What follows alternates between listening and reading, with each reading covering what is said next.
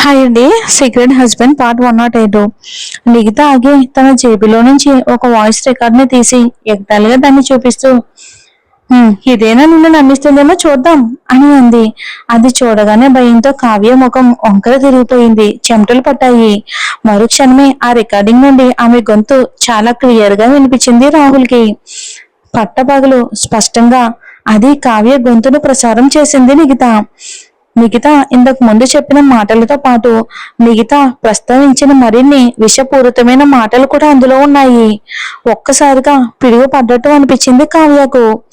కావ్య బూడిదలా మారిన ముఖాన్ని గమనించి మిగతా నవ్వి, ఎంత విధి విచిత్రం, నువ్వు వచ్చినప్పుడే నేను బయటికి వెళ్ళాను, కానీ నా వాయిస్ రికార్డర్ మర్చిపోయానని గుర్తొచ్చింది. దాన్ని తీసుకోవడానికి తిరిగి వస్తే అందులో మీ తీయని మాటలు విన్నాను అని వ్యాఖ్యానించింది. మిగతా అలవాటుగా ఒక వాయిస్ రికార్డర్ను తనతో ఎప్పుడు ఉంచుకుంటుంది. ఇక జయంత్ నుండి ఏదైనా సమాచారం రాబట్టాలనే ఉద్దేశంతో అనుకోకుండా పల్లవి వార్డుకు వెళ్ళినప్పుడు ఆమె ఫోన్ కోసం వెతుకుతూ ఉండగా ఆ రికార్డర్ మంచం కింద పడి అనుకోకుండా రికార్డ్ అయ్యడం మొదలైంది. మిగతా వెళ్ళిన వెంటనే కావ్య పల్లవి వార్డులోకి ప్రవేశించింది. రికార్డర్ బ్యాటరీ తక్కువగా ఉండటంతో అది ఆమెకు అదృష్టవశాత్తు దొరికింది. లేదు లేదు లేదు, ఇదంతా నువ్వే సృష్టించావు అని వణుకుతూ కావ్య రాహుల్ చొక్కా పట్టుకుని, రాహుల్ రాహుల్ ఆమె మాటలు నమ్మకు, ఆమె ఇంకా నా మీద నిందలు వేస్తుంది, ఇవన్నీ కట్టుకథలు, పల్లవి పల్లవి అసూయ ఫలితం, ఇక మిగతా ద్వారా నన్ను బాధ పెట్టాలని పన్నిన కుట్ర ఇది, నాకు ఖచ్చితంగా తెలుసు అని బ్రతిమలాడుతుంది రాహుల్ని. కావ్య తన మాటలను తీవ్రంగా ఖండించి తనను ఇరికించారని వాదించింది. నీ మీద అసూయనా? మిగతా పెదవి విధిస్తూ అంది. నీకు అర్థం లేదా? పల్లవి నీ ప్లాస్టిక్ సర్జరీలు చేయించుకున్న ముఖాన్ని చూసి అసూయ పడాలా ఏంటి? లేక పెళ్ళైన అబ్బాయిలను వలలో వేసుకుని నీ నేర్పు చూసి అసూయ పడాలా? లేక నువ్వు పుట్టుకతోనే మంచిదాను కాదని అసూయపడాలా? మిగతా పలికిన ప్రతి మాట కావ్య గుండెల్లో కత్తిలో గుచ్చుకుంది. రాహుల్ గనుక ఇక్కడ లేకపోతే కావ్య కోపంతో మిగతా మీదకే దూకేది, గొడవ పెట్టుకునేది. ఆ సమయంలో రాహుల్ కావ్య పట్టు నుండి తనని విడిపించుకుని ఆమె వైపుకు చూశాడు. కావ్య, నేను ఇంతకు ముందు చేసిన హెచ్చరిక నీకు గుర్తుందా? అతను జ్యోతిను పోలీసులకు అప్పగించిన రాత్రి జారీ చేసిన హెచ్చరిక గురించి మాట్లాడుతున్నాడు. ఒక చల్లనల కావ్యను ఆవహించింది. ఆమె వెన్నులో వణుకు పుట్టించింది. తనను తాను గిల్లుకుని ఆమె కన్నీళ్లు దారగా కారడం మొదలుపెట్టాయి. రాహుల్ రాహుల్ అది నిజం కాదు, ఆమెను నమ్మొద్దు, ఆమె పల్లవి పక్షపాతం వహిస్తుంది, ఆమె పల్లవికి సహాయం చేసి నన్ను ఇరికిస్తుంది. ఆహా, మిగతా హేళనగా నవ్వింది. ఏవైనా సందేహాలుంటే ఒక నిపుణుతో ఈ రికార్డును సరిచూసుకోవడానికి నేను ఏమాత్రం సంకోచించను.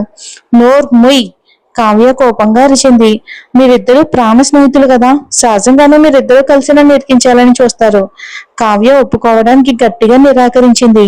ఆమె మనసులో తను ఒప్పుకోకపోతే దానికి తనతో ఏ సంబంధం లేదని అనుకుంది. మిగతా ఇంకా సమయం వృధా చేయటం ఇష్టం లేక తన రికార్డును జేబులో పెట్టుకుని కావ్య వైపుకు సూటిగా చూసింది. నేను ఇక్కడికి వాదించడానికి రాలేదు, కానీ దీన్ని ఒక హెచ్చరికగా తీసుకో. మళ్ళీ నా స్నేహితురాలిని వేధించావంటే నీ నీచమైన మాటలు వ్యాప్తి చెందేలా చేస్తాను. హైదరాబాద్ లో ఉన్న ప్రతి ఒక్కరూ రికార్డింగ్ విని నిన్ను మంచి అమ్మాయి కాదని తెలుసుకుంటారు. అందరి చేత అసహించుకోబడ్డానికి సిద్ధంగా ఉండు. ఎంత ధైర్యం నీకు? కావ్య కోపంతో రగిలిపోయింది. కన్నీళ్లతో ఆమె రాహుల్ వైపుకు తిరిగి, రాహుల్, ఆమె నా పరువు తీస్తుంది, ఈ రికార్డింగ్ తీసుకువెళ్ళడానికి నేను ఒప్పుకోను అని వేడుకుంది. నువ్వు భయపడుతున్నావని ఒప్పుకో, బాధితురాలుగా నటించడం మాపు. మిగతా అవహేళనగా చూస్తూ బదిలిచ్చింది. పల్లవికి దూరంగా ఉండు, ఈ రికార్డింగ్ బయటికి రాదు. విక్రమ్ సంస్థ పలుకుబడితో తను ఎంత డబ్బు ఖర్చు పెట్టినా ఆ రికార్డింగ్ ఎప్పటికీ బహిరంగంగా బయటకు రాకపోవచ్చని మిగతా గ్రహించింది. కానీ అది తన దగ్గర ఉండడమే ఒక హెచ్చరికగా పనిచేసి కావ్యను పల్లవిని వేధించకుండా ఆపగలదు ఖచ్చితంగా. కంగారు పడుకో. పల్లవికి రాహుల్ మీద ఏమాత్రం ఇంట్రెస్ట్ లేదు. మిగతా పెదవులపై చిరునవ్వు మెరుస్తూ ఉండగా చెప్పింది. మాజీ ప్రియురాలని కాపాడడానికి తన భార్య బిడ్డను పోగొట్టుకొనిచ్చే అబ్బాయి, అలాంటి వాడిని పల్లవి మళ్ళీ ఎప్పటికీ కోరుకోదు. ఈ మాటలు రాహుల్ నిర్లిప్త వైఖరిని స్పష్టంగా కదిలించాయి. మిగతాకు ఒక రకమైన ఆనందం కలిగింది. మీరిద్దరు వెళ్ళండి, ఆ ఇద్దరు ఎప్పటికీ కలిసి ఉండాలని కోరుకుంటున్నాను. అలా అని నిగిత వెళ్ళడానికి తిరిగింది. రాహుల్ ఆమె మాటలను నమ్మినా నమ్మకపోయినా అది అప్రస్తుతం. గుడ్డువాడికి ఉన్నట్టుండి నిజం కనిపిస్తుందని ఆమెకు పెద్దగా ఆశ లేదు. కావ్య రాహుల్ తోనే అంటి పెట్టుకుని ఉంటే పల్లవి ప్రశాంతంగా ఉంటుంది. నిగిత కొన్ని అడుగులు వేయక ముందే ఆమె వెనక నుండి ఒక గొంతు పిలిచింది. నిగితా గారు. రాహుల్ మంచులాంటి చల్లని మాటలు కొనసాగించాయి. పల్లవి విషయంలో నువ్వు పద్ధతిగా ఉంటావని ఆశిస్తున్నాను. లేదంటే నీతో సమయం గడపడానికి నేను జయంతిని పంపించాల్సి వస్తుంది. మిగతాలో కోపం ప్రజ్వలించింది. రాహుల్ ఎంత జిత్తులు మారి సరిగ్గా ఆమె బలహీనతను పట్టుకున్నాడు. రాహుల్ ఇక జయంత్ స్నేహితులు కావటంలో ఆశ్చర్యమే లేదు. వాళ్ళిద్దరూ కూడా చెడ్డవాళ్లే. కోపంతో ఆమె ముఖం వంకర తిరిగిపోగా నిఖిత వెనక్కి తిరిగి నన్ను బెదిరిస్తున్నావా రాహుల్ అని అరిచింది. రాహుల్ చూపు మరింత లోతుగా మారింది. మాటలు జాగ్రత్తగా రానివ్వు, ఏది పడితే అది మాట్లాడుకో అని హెచ్చరించాడు. నిఖితకేదో అర్థమైనట్టు అనిపించింది. రాహుల్ గారు, పల్లవి మిమ్మల్ని ఎప్పటికైనా క్షమిస్తుందని మీరు నమ్ముతున్నారా అని అడిగింది. రాహుల్ ప్రతిస్పందన చూడగానే మిగతా అనుమానం నిజమైంది. తను చదివిన ప్రేమ కథ నవల్లోని నాయకుల వర్ణనలు సరిగ్గా సరిపోయినట్టు అనిపించింది. రాహుల్ డబ్బున్న అందమైన అబ్బాయి తన ప్రేమ జీవితం విషయంలోని ఎంతో ఆత్మవిశ్వాసంతో ఉండేవాడు. పల్లవి తరపున ప్రతీకారం తీర్చుకునే అవకాశాన్ని ఎందుకు వదులుకోవాలి? అలాంటి సువర్ణ అవకాశాన్ని మిగతా జారవిడ్చుకోదు. కంగారు పడకండి రాహుల్ గారు, ఈ విషయం నా నోటి నుండి బయటికి రాదు. కానీ మిగతా ఒక క్షణం ఆగి ఆ తర్వాత అంది. పల్లవి, ఒకసారి నిర్ణయం తీసుకున్నాక ఆమె పట్టుదల మీరు ఊహించిన దానికంటే బలంగా ఉండొచ్చు. రాహుల్ పిడికిళ్ళు బిగించాడు. ఒక క్షణం అక్కడే నిలబడి తర్వాత కావ్య ఉన్న గది వైపుకి వెళ్ళాడు. అతన్ని చూడగానే కావ్య బాధగా అడిగింది. రాహుల్, రికార్డింగ్ తిరిగి తెచ్చారా? రాహుల్ తన గొంతు రికార్డింగ్ తిరిగి తీసుకురావడానికి మిగతా వెనుక వెళ్ళాడని ఆమె అనుకుంది. ఆమె దృష్టిలో ఏదేమైనా రాహుల్ ఇంకా తన పట్ల శ్రద్ధ చూపిస్తున్నాడు.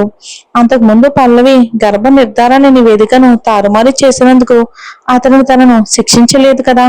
ఇప్పుడు పల్లవి చేతిలో దెబ్బలు తిన్న తనను రిషి నిందించాడని కావ్య నమ్మింది. అయితే రాహుల్ భార్య కావాలని ఆమె ప్రణాళికలు వాయిదా పడాల్సి వచ్చింది. అదంతా మిగతా వల్లే. తనను ఇరికించినదే. ఒక్కసారి విక్రమ్ కుటుంబంలోకి పెళ్లి చేసుకుని వెళ్ళాక శక్తి కుటుంబాన్ని నాశనం చేసి నిగితాను అవమానిస్తానని కావ్య ప్రతీకారం తీర్చుకోవాలని మనసులో అనుకుంది. నిగితా గురించి పగతో కూడిన ఆలోచనలతో మునిగిపోయిన కావ్య రాహుల్ అప్పటికే తన పక్కన నిలబడి తనని చూస్తున్నాడని కూడా గమనించలేదు. కావ్య, అతను గంభీరమైన గొంతుతో పిలిచాడు. కళ్ళు పైకెత్తిన కావ్యకు ఆ ప్రకాశవంతమైన వెలుగులో రిషి అద్భుతంగా అందంగా కనిపించాడు. ఎప్పట్లాగే అతన్ని చూడగానే ఆమె గుండె వేగంగా కొట్టుకుంది.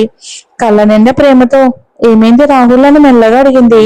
నువ్వు ఆపరేషన్ కోసం బెంగళూరు వెళ్ళక్కర్లేదు అని రాహుల్ ప్రకటించినప్పుడు అతని గొంతు చల్లగా ఉంది.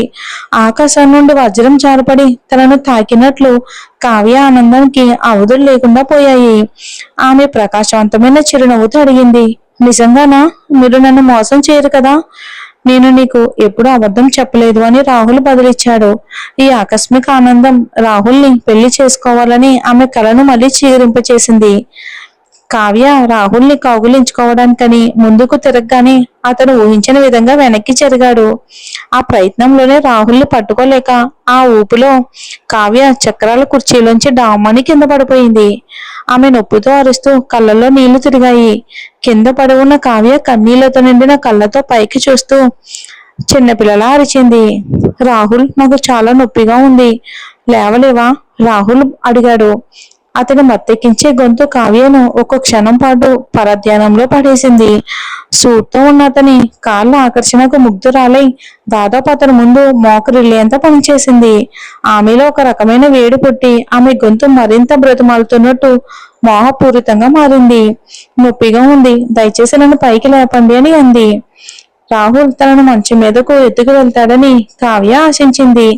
కానీ అతని ప్రతిస్పందన చాలా సూటిగా ఉంది. అయితే కిందే ఉండు. కావ్య షాక్తో నమ్మలేనట్టుగా అతని వైపుకు చూసింది. ఏమన్నారు రాహుల్? ఏమన్నారు అని అడిగింది. ఒక చల్లటి వంకర నవ్వుతో రాహుల్ ప్రకటించాడు. కావ్య, నేను నీకు చాలా అంటే చాలా అవకాశాలు ఇచ్చాను. ఇక ఆశ్చర్యపోయిన కావ్యకు ఒక రకమైన భయం ఆవహించింది రాహుల్ మాటలకు. నిస్సహాయంగా ఆమె అతని కాళ్ళు పట్టుకోవడానికి చేయి చాచింది. కన్నీళ్ళు ఆమె ముఖంపై దారగా కారుతున్నాయి. రాహుల్ అని బ్రతిమాలింది. కానీ అప్పటికే చాలా ఆలస్యమైంది. ఆమె చెయ్యి అతని ప్యాంట్ అంచున తాకిందో లేదో అతను తను మెరుస్తున్న తోలు బూట్లను పైకి లేపి నిర్దాక్షిణంగా కిందకు దించడం ఆమె చూసింది. ఆ గట్టి సోల్స్ ఆమె చేతిని నలిపేశాయి. కావ్య వేళ్లు ముక్కలవుతున్నట్టు అనిపించింది. ఆ తీవ్రమైన నొప్పికి ఆమె ముఖం తెల్లబోయి భయంతో అరిచింది. రాహుల్, ఏం జరుగుతుంది? నేను నేను అని కావ్య ఏడ్చింది. కానీ కావ్య పట్ల రాహుల్ సానుభూతి ఆవిరైపోయింది. ఆమెపై తనకున్న రక్షణ భావం వృధా అయింది.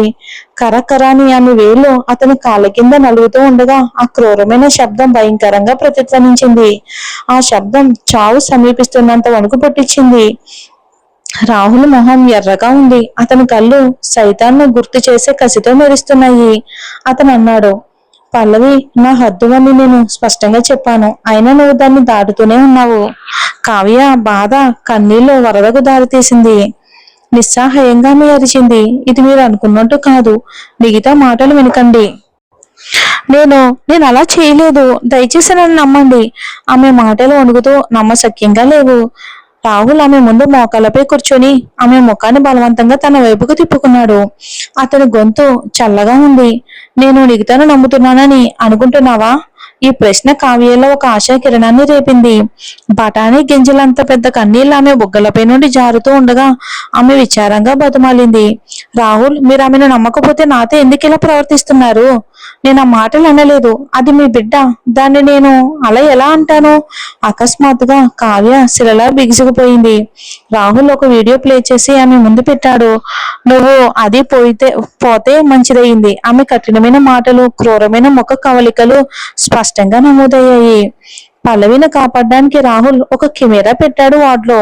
దాన్ని అతను మాత్రమే చూడగలడు. మిగతా వెళ్ళిపోయిన తర్వాత అతను ఆ సీసీటీవీ దృశ్యాలను మొదలు పెట్టాడు. కానీ కొద్దిసేపటి కంటే ఎక్కువగా చూడలేకపోయాడు. ఇదేనా కావ్య? తను ఇన్నాళ్ళు దయగల అమాయకపు అమ్మాయి అనుకున్నది. అతను ఇన్నేళ్ళుగా ఆమెతో ఎంత మంచిగా ప్రవర్తించాడు. ఆమె ఇంత క్రూరంగా ఎలా ఉండగలదు? కావ్య భయపడిపోయింది. గడ్డ కట్టించే నేల మాలిగల్లో పడిపోయినట్టు అనిపించింది. ఆమె శరీరం అదుపు లేకుండా వణికిపోయింది. కావ్య, రాహుల్ ప్రతి దాన్ని వణికించే గొంతుతో పిలిచాడు. నన్ను మోసం చేసేంత తెలివైన దానివని నువ్వు అనుకుంటున్నావా? లేదు లేదు, అది నిజం కాదు. అదంతా అబద్ధం. కావ్య తడబడుతూ అంది. ఆమె ముఖం కాగితం కంటే తెల్లగా పాలిపోయింది. ఆమె కళ్ళు రాహుల్ దోషరహితమైన ముఖం వైపుకి చూశాయి. అతను మారినట్టుగానే ఉన్నాడు. కానీ కావ్యకు అతను అపరిచితుల్లా భయంకరంగా కనిపించాడు. అబద్ధమా? అతని పెదవులు నవ్వుతున్నట్టు వంకర తిరిగాయి. కానీ ఆమె దవడపై అతను పట్టు వదలలేదు. నీ జబ్బు అబద్ధమని చెప్తున్నావా? లేక ఈ అపహరణ అంతా కూడా నాటకమే అంటావా అని అన్నాడు రాహుల్. కనీసం ఇప్పటికైనా తెలిసింది రాహుల్ కి కావ్య గురించి. స్టోరీ అయిపోతుంది ఒక 1 వీక్ లో. Thanks for watching.